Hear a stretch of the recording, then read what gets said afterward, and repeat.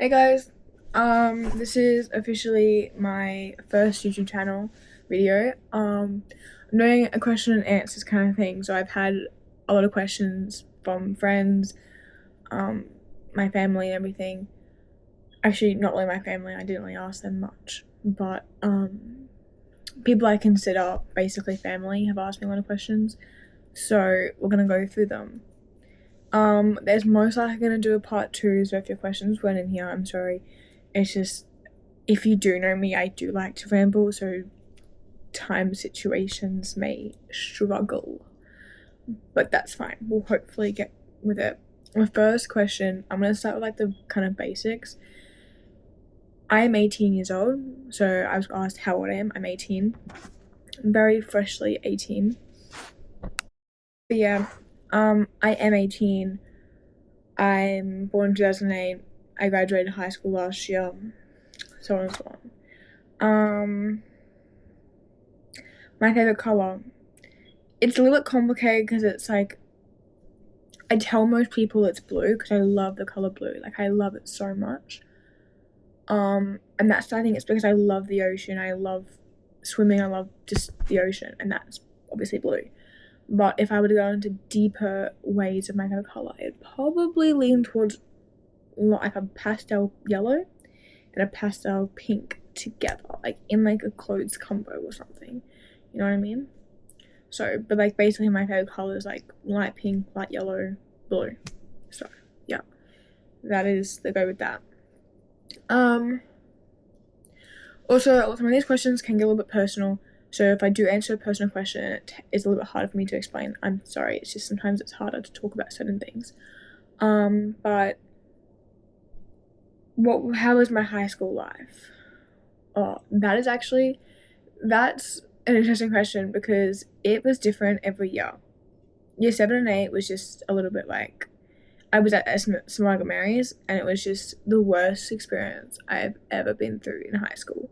It was a shit school, shit support system, and everything. Like, if you're not aware, I do have ADHD, and so the support in high school was very much needed for me because you've got like, you've got inattentive ADHD and you've got hyperactive ADHD. I was diagnosed with combined, so I have both inattentive and hyperactive. So some days I could be really quiet, really like anxious, like zoned out all the time, and other days I could be really hyperactive, really fidgety, couldn't stay still, couldn't sit down, couldn't focus. I could always not focus, but it was like more like, like I just couldn't do something and just stay locked in. I had to be moving, I had to doing stuff. And so all like having just one type is hard enough, but if you have two, it's like you can go from being really like zoned out, just not in it for 5 minutes, and the next minute you're like hyperactive, and then people go, oh my god, like, and some people find that really hard to just go along with and deal with, and so it's like, you know what I mean, like it's hard. Sorry, it's hard to be able to, some friends found it like overwhelming, and then they kind of just distance themselves, and it's kind of like, you know, like I was told a lot during high school that I was too much, and that made it hard. I'd come to school self-conscious. Whenever I would speak, I'd be like, am I being too much?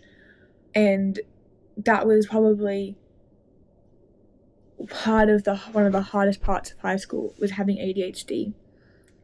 And like everyone talks about the friendships, the stress, the anxiety, the exams, everything. That was the least of my concerns with high school. Like, I hated exams, I hated assessments, I hated doing the schoolwork. But I could do it. Like, I could do the exams, I could do the studying and everything. But as soon as it would come to actually doing it, the ADHD made it really hard for me, and I hated how all of my friends, like, didn't really understand it, because from what I was aware, no one told me they had ADHD. So from my perspective, none of my friends had it, and so I felt kind of alone, and like my family don't have it. I just had to kind of figure it out myself, and so all the coping mechanisms that worked for some people, I didn't work for me. Like, I never found just like I never took the meds because they didn't do anything for me. I felt insane. I never ate anything. I'd lose my appetite. I felt sick. I would have probably 3 panic attacks a day. I would cry every day when I took the medication. Like the amount of times I took it and I had to go to the bathroom during class just to have like a 5-minute cry because I was just it was just I don't even know why. There was nothing going on. It was just the ADHD medication heightens my anxiety, and because I already had anxiety, it was like just an add-on to that, and it was just a lot. And so it was like I was always either told I'm too much, or I'm not putting in enough effort, or I'm not trying, I'm just being lazy. And the truth was I was never just being lazy. I had a chemical imbalance in my head. Like you've got a neurotypical brain, from what I understand, like obviously I'm not a scientist or some expert. I saw this somewhere from some psychologist person. So if it is wrong, please just, you can correct me or anything, but from what I'm aware, a neurotypical brain, there's part of your brain that is kind of, I don't know the size of it, but it's kind of like this, whilst in an ADHD brain, like, because I'm neurodivergent and I have ADHD, that particular part of my brain is a lot smaller. So it hasn't, and so my brain processes things differently. It does everything differently, which makes my life 10 times harder. So for a neurotypical person to go, right, I need to focus, it's like, right, I need to focus, let's do it. And then they focus. Whereas with my brain, it is a mental fight against my brain just to even just sit there. Like, you get out of bed and it's like, get out of bed. Mine is, I have to take off the blanket, I have to get warm, I have to take my legs off the bed, I have to do it. It's a mental fight just to get out of bed. And it's the same thing with studying, cleaning my room, having a shower, making my own dinner, making my own lunch. Like, so everything in school felt 10 times harder than it would for a neurotypical person, because everything, my brain is different to their brain. And so I was never being lazy, I was never just not caring, it was never that. It was more that I struggled to care because I found it so hard that it overwhelmed me, and I was always feeling like I was behind. So when I realized that I could never change the fact that I'm always going to be behind and it's hard for me, I just stopped caring, because I just never wanted to admit that it was tough. And so it was easier for me to be like, I don't care, and then everyone not assume, like, they wouldn't expect something from me. Whilst if I was like, I really do care, people would expect me to do well, and that stressed me out a lot. And so I just started to act like I never cared, but in the real world I did care. I did care about my grades. I did care that I was failing. Like, whenever I got a D, I would say, fuck, I failed. And that is, like, but I would move on, but I actually would think about that one grade for 2 months, because it was a lot. And yeah, and so like the fact of me having ADHD just made high school a lot harder for me, and it made friendships hard for me, it made everything hard. And like, that was probably my biggest struggle in high school, and that's what kind of ruined my high school experience. Was I was never wired just to be able to sit down and focus, which a lot of teachers and a lot of schools just expect you to be able to do. And they move, especially in the senior years, they would move from point to point so fast, and my brain only got the first word of the last point, and I never understood what was actually being taught, because my brain couldn't process things that fast. And so it was hard to stay on track and feel like I'm actually doing well when I was constantly behind all my friends. Like, my friends would understand everything first go, or at least a second go, or like they'd understand it pretty fast, but it took me like 2 weeks just to understand it. I'd have to go home and spend like a lot of time trying to figure it out, just because I felt like I was so behind that I had to. But with extras, like with rowing and sport, it made it hard to fit in the time. And so a lot of the times when people would tell me that I'm too much, or tell me that I'm being lazy, or would, it actually hurt me more than they thought it would. Like, I don't know if they thought it would hurt me, or that's why they said it, or if they, regretted it later, but every single time that was told to me, it was like my brain would go, fuck, maybe, like, it would freak out, and it would, but generally I couldn't help it because I have ADHD, and the medication didn't do much for me, and I never found the coping mechanisms that worked for some people, but it never really worked for me. And I never had an outlet to talk to someone about it because no one really understood. And I don't like talking about my feelings about it because it always feels like instead of talking about my feelings, I'd have to explain the ADHD to someone, and that can get hard a lot because then they go, oh, but, and they start being like, but, and I'm like, yeah, like, and I have to explain it to them, and that's what stresses me out. And whenever someone would tell me I'm too much, I would overthink it, and the next day I would just, all I could hear, or like for the next half an hour or couple days or whatever, however it took my brain to get over it, it would be too much, shut up. Like, my brain would just tell me to shut up. Just don't do that. Don't be yourself. No one likes you. Like, change. And it was just so hard to get over that because it was so demanding. And when people would tell me that I'm being lazy, it just seemed like an attack on me because I wasn't being lazy. But then I started to think maybe I was, but I wasn't. I just have a chemical imbalance in my brain than what neurotypicals have, and so it's easier for everyone else than it is for me. And a lot of times in class when teacher would explain how to do something and I just wouldn't understand that because I don't like telling me instructions don't work for me, and sometimes even showing me how to do it wouldn't work. And so when a teacher would explain something and what to do, I would have to ask someone, and sometimes some certain people, if they don't really understand ADHD, they would just be like, they would explain it to me, but they'd kind of act like I was stupid while explaining it, or they just would tell me that I should have listened. And it's like I was listening, but my brain doesn't comprehend stuff as well as your brain does. And so it was always tough to do that and be like, listen to someone go do this and just do it. Like, I can't just do it, And I never had an outlet to talk to anyone because it always meant me kind of having to explain my feelings when all I wanted to do was just talk about it and have someone understand what I felt like and be able to be like, yes, that is so fair, and maybe even give me little tips to help like mentally deal with that.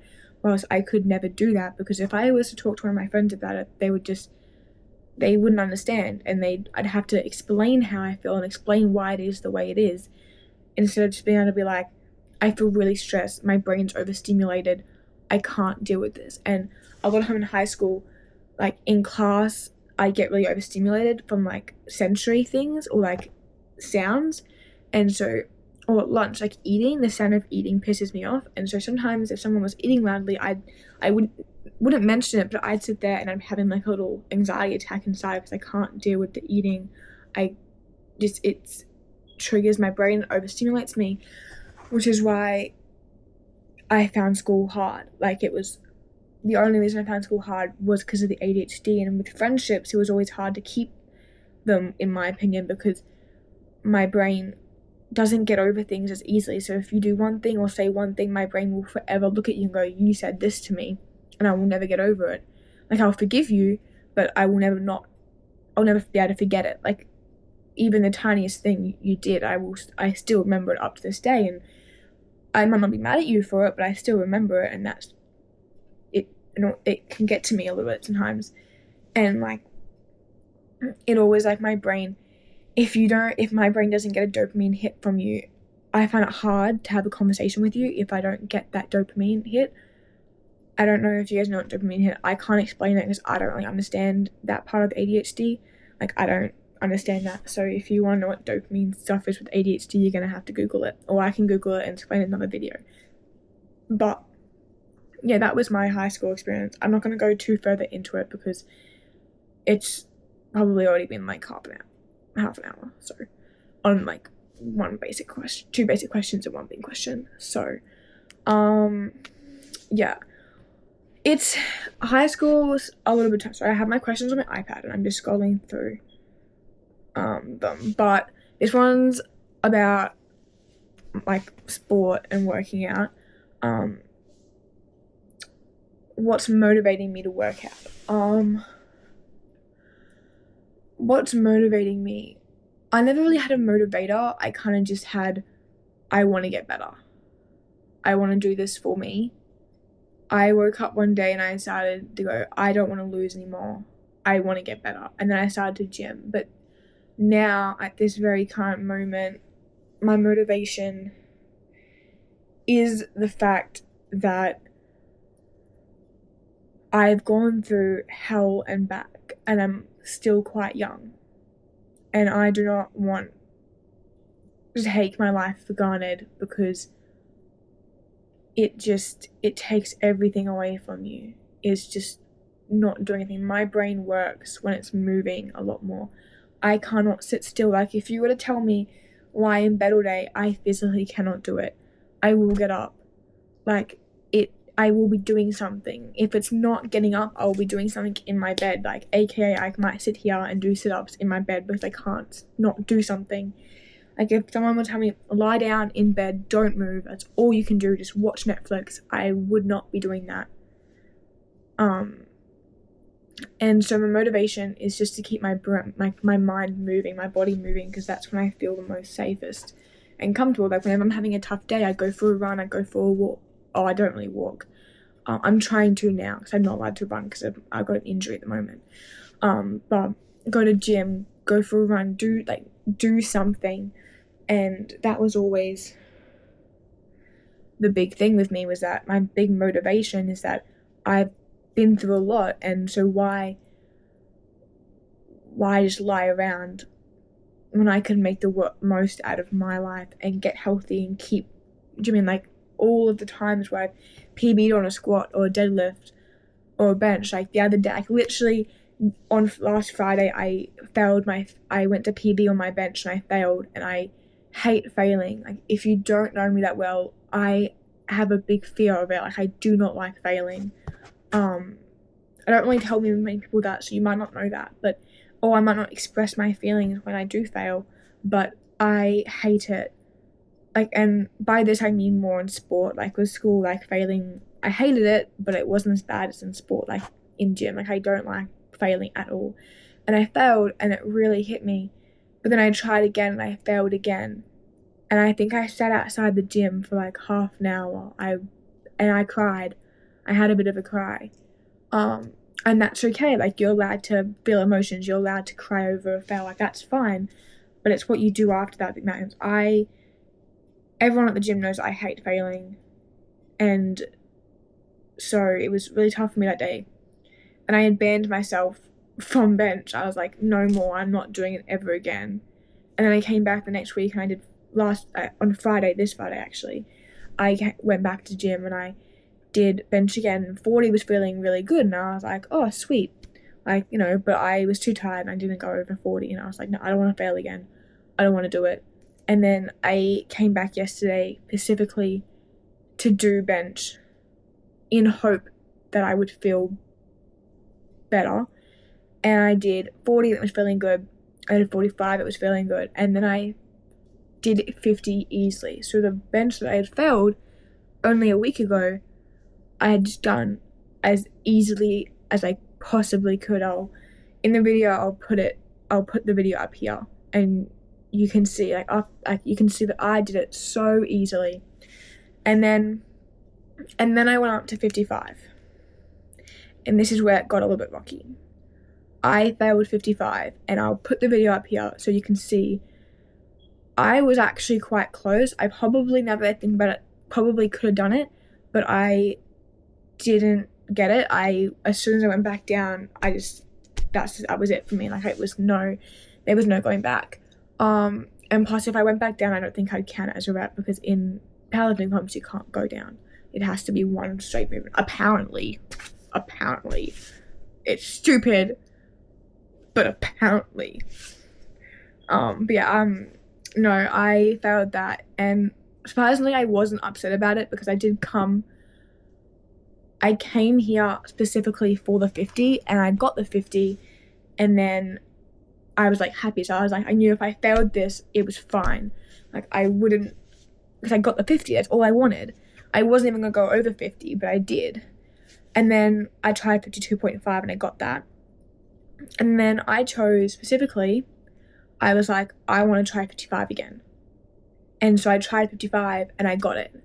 And I'll upload the video here because you should all see that one of the two girls that were in the gym, Ellie and Tara, they both told me that the amount of comeback it would have taken as someone who hates failing, that they, first of all, got over the fact that I failed, second of all, came here again to try again, and then got it, and then persisted to go heavier and failed that, and then tried again at that weight. Like, that takes a lot of mental strength to do that, and a lot of people my age can't do that. They fail and they give up. But I learnt from that first fail, the 50, that the world doesn't end, and I thought it would. Like, I thought everything would just roll over, but no, it didn't end, and I was fine, and I survived, and I got through it. And yeah, so I learnt a lot from that fail. No matter if I failed and didn't get the lift, I learnt from it. So yeah, at this current time, I think my biggest motivator is that I do want to be the best that I can be. I want to keep learning, and I want to keep getting better. And I think that the fact that I hate failing is actually a good thing, and the fact that I'm competitive is a good thing. Like, I have little mini beef with people my age, and they don't know I have beef with it, but I do. And it's not because I don't like them, it's not that I'm mad at them. I'm so proud that they're doing this weight, but I have little beef with it because I can't do that. And yeah, I can't do what they're doing, and I've started my own little beef with it because I'm competitive. And part of that is wrong, but part of that's actually it's my fire to be better. Like, I saw one girl do something that I couldn't do, that I failed a few days ago, and then I went back and I did that purely out of spite of why can they do it and I can't. You know, out of pure, and there's nothing against them. I'm so proud of them because I'm so close to them, but they did it and I couldn't, and I got mad and I got frustrated, and so I needed to prove it to myself that I could do it. So a lot of my motivation is coming from my competitiveness and the fact that I don't like to be little. I don't want to be an average girl. I want to be a girl that can do whatever she puts her mind to. I love to gym. It's one of my favorite things in the world. And I may not say it at gym, and I may not act like it at gym because I complain a lot, but I would do it, and I will always do the gym work, whether it's after 30 minutes to an hour of complaining, or if it's being told to do my set and I do it. Who knows? But I have always been motivated by competition in all my sports. I've always done my sport and my exercises and my workouts purely because I was always mad that someone was getting this time or someone was doing this and I couldn't do that or get that time. And so it was all purely out of spite that I couldn't do it and they could. Okay, what's my biggest fear? I have a few, and I know that's the question's my biggest, but I don't have a biggest. In certain areas I have a biggest, but I don't have specifically a biggest fear. I am really scared of spiders, but I wouldn't call it my biggest fear. But that is one of my most biggest fears, is spiders. I hate them, never liked them, never will like them. BTW, don't put a spider near me, I'll never talk to you ever again. Not even being serious, joking. I'm actually, if you ever bring a spider to me on purpose, I will never speak to you ever again. We're done. Friendship over. No joke. If I gym with you and you bring a spider near me, I'm sorry, I'm leaving the gym. Well, it's over. I'm canceling my membership. Joining somewhere else. Because it ain't gonna happen.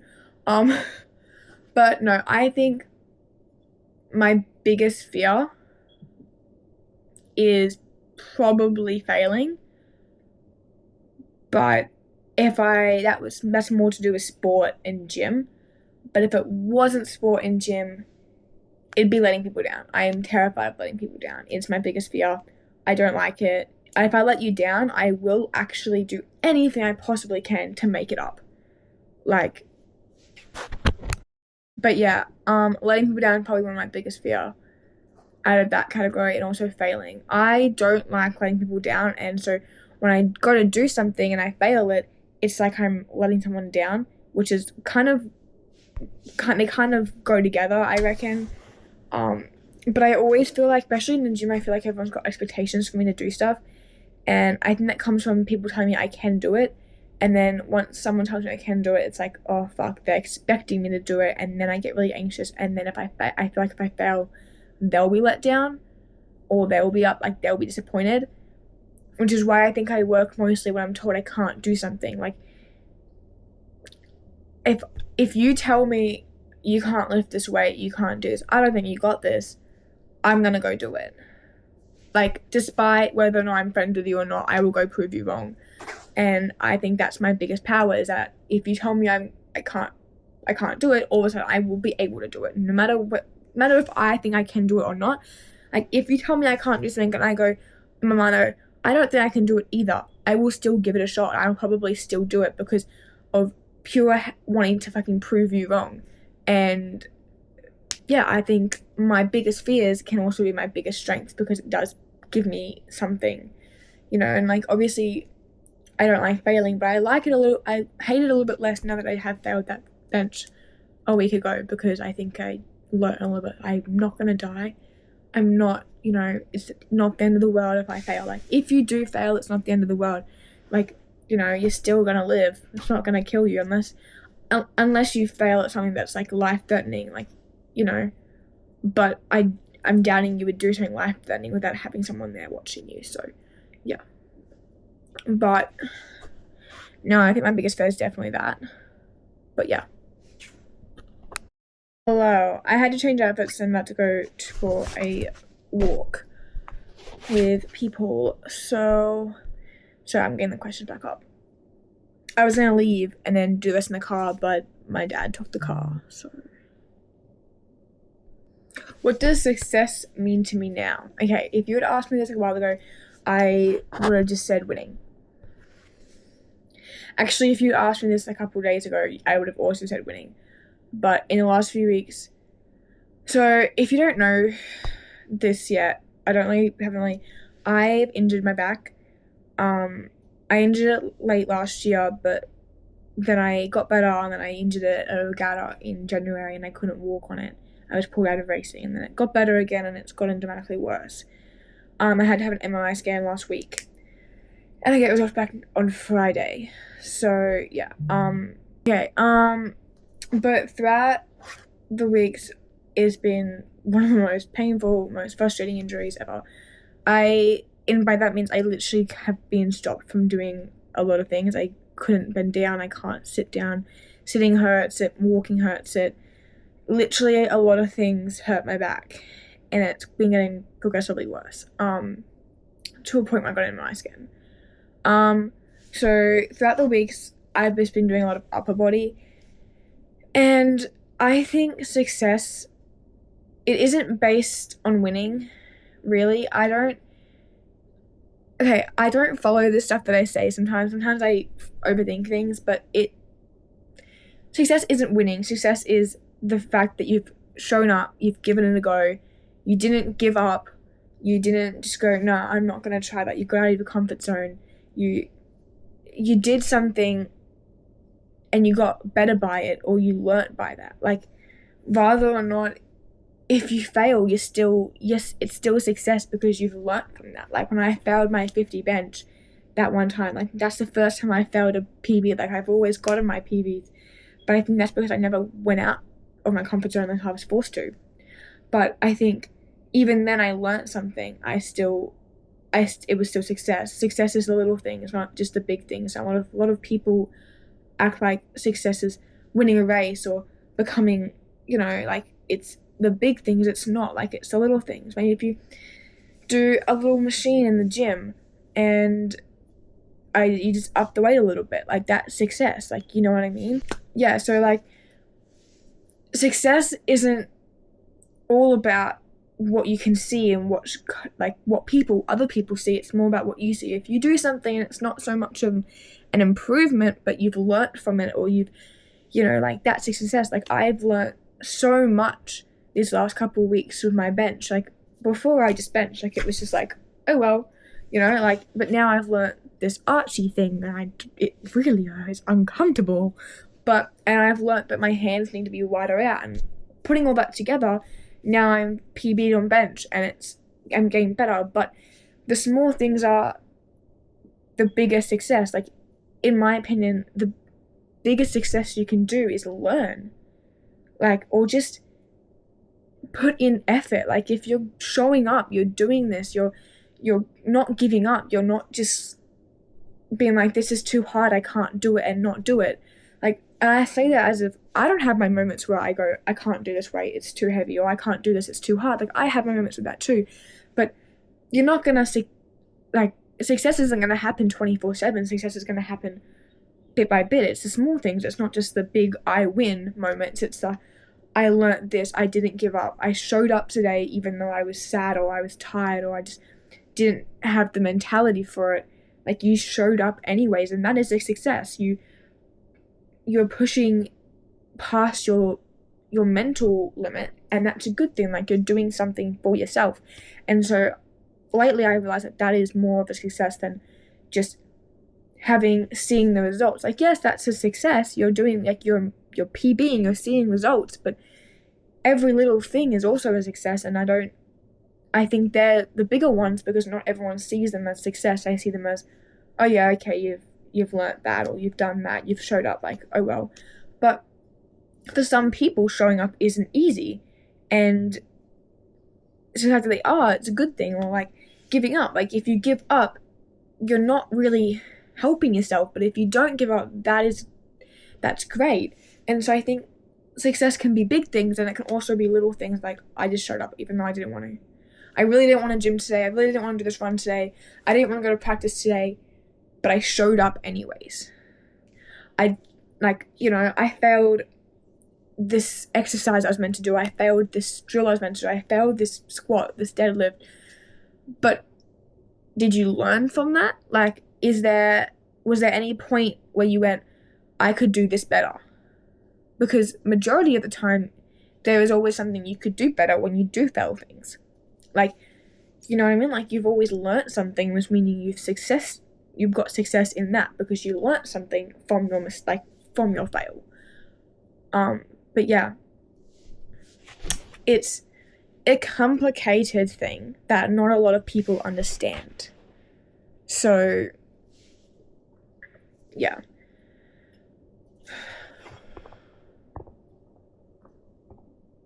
When did I realize I had ADHD? When I was younger, I was told, sit at the front of the class, put glasses on, that kind of stuff. Like, sit at the front of the class, so on and so on. And then when I got to my later years in primary school, teachers started noticing things. Teachers started doing so on and so on. But doctors would always just be like, she's just a kid. She's just a child. And because in women, ADHD is a lot harder to diagnose because of the inattentive, hyperactive. So men and boys are usually seen as hyperactive, whilst girls and women are normally seen as inattentive. And so it was like the doctors never really, it takes ages to diagnose the ADHD. But when I got to year 5, year 6, 7, teachers started emailing home, and that's when we were like, okay, we'll go to the doctor, get you diagnosed, get you tested. And I always knew there was something different about me. I always had that thought, but it always linked me back to, I'm dumb, I'm stupid, I'm just not smart enough, I'm just not good enough. But in the end, I just had a mental disability. Like, it was not in my control. And I couldn't help that. So a lot of the time, I would just assume that I was stupid, and I wasn't. And so when teachers had to email. And so I was probably around 11, 12, 13 years when we realized I was diagnosed mid year 8, end of year 8, so around 14 years old. But yeah, so that's when I realized I had ADHD, around that age. What part of sports helped my ADHD? Okay, this one's interesting because realistically my ADHD makes sport hard. In the most simple words. Some days it's a big mental battle. As I explained earlier with other stuff, it is a mental battle just to come. But the one thing I have found is that it's a battle to get there, but once I'm at the gym or going running, or when I was training for rowing, once I started the activity, my brain just switched. Sport just kind of let my brain push everything aside for an hour, 2 hours. It was a relief kind of thing. And so the parts of sport that helped my ADHD was the actual movement, the actual physical activity, not the getting there or the getting ready or the stretching or this kind of stuff, the warm up, the pieces in rowing, the actual competitions for rowing, they always seemed to help. But it was never the in-between parts of the regatta. It was always the racing part, never when you're on land and you're just walking around or getting your boat ready or something. That was quite difficult. But the actual part where I had to race was great because it gave me a little bit of just a second where I didn't have to think about anything. I just had to think about rowing. I just had to row. Follow the race plan. I just had to listen to my cogs or listen to what I just had to row. And I didn't have to do anything else. It was just row. It was just race. And with gym, I struggle a lot more in gym because I talk a lot, I get distracted, I can't focus, I can't stay on task. And so, but when I'm doing the exercise, gym kind of is not my safe place, but it's kind of one of the places where I do go no matter what. I've been going a lot more than I used to, but recently it's been my go-to place. It's been, no matter what was happening throughout the day, I would have gymmed at some point. I probably gym. I gym Monday, Tuesday, Thursday, Friday, Saturday. So I gym 6 days a week. But 2 of those days might be light days, or 2 of those days might be just get your body moving, or you know what I mean? It's just so that I can get my brain off everything else. And my gym, I love the whole gym community at my gym. Everyone is so nice. I'm friends with all of them. So when I come to gym, it's like a little social gathering as well. It's not just go there, do your gym work, go home. It's more I can go there, I can have a conversation with people. I trust them. They support me. No matter if I fail, I don't fail. They don't even care. Everyone in that gym has failed before. So it's and I've watched every single one of them fail. I don't think there's a single person in the gym I haven't watched fail or something. So they are very supportive, and at commercial gyms, I would always struggle to go heavier because I never wanted to tell someone to spot me. But in the gym I go to now, it's where I work. It's Nexus Performance. It's not a commercial gym, and so I'm friends with all of them. And because I also work there, I've got that I kind of had to be friends with them, but I also kind of chose to. So I can ask any of them to spot me. I can ask any of them for help. I can walk up to them and be like, hey, can you help me with this? And they'd be like, yeah, sure. Commercial gyms, you can't really do that because it's, in my opinion, a little more scary because you don't know them. But I know every single one of the members at Nexus, and so it's good. But yeah, so the things that help my ADHD is in sport is just the actual things that I'm doing, not the rest periods, because then I can get very overstimulated when I'm not doing the actual sport or exercise. But yeah. How does my ADHD affect motivation and consistency? This is a really hard one to answer. And yeah, so I struggle a lot with motivation. Motivation is one of probably my biggest hate. Motivation hates to see me coming, and I hate to see motivation coming because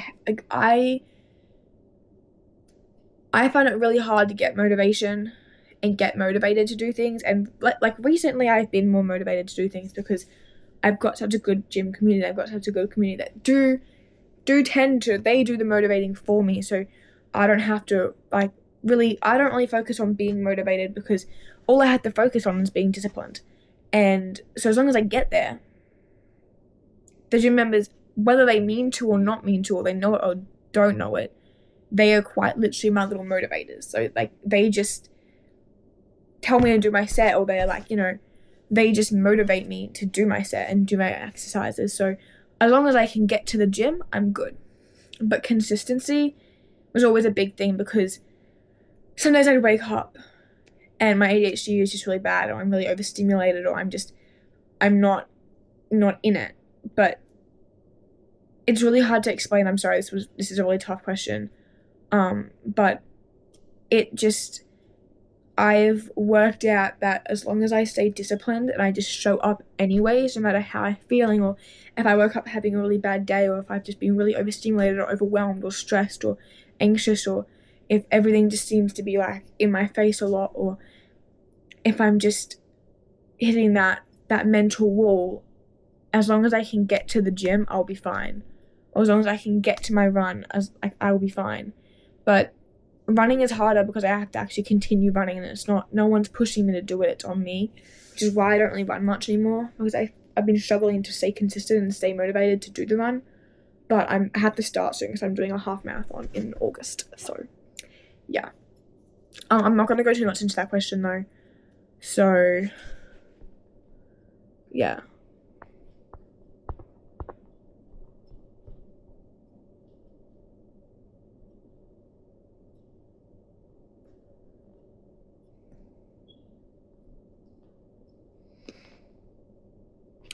I think for now I'm gonna finish it there. I'll come back. I'll answer some questions in the car, but when I'm on my way, when I'm driving, I'll just set this camera up. But yeah, I gotta get ready for my walk. So bye for now.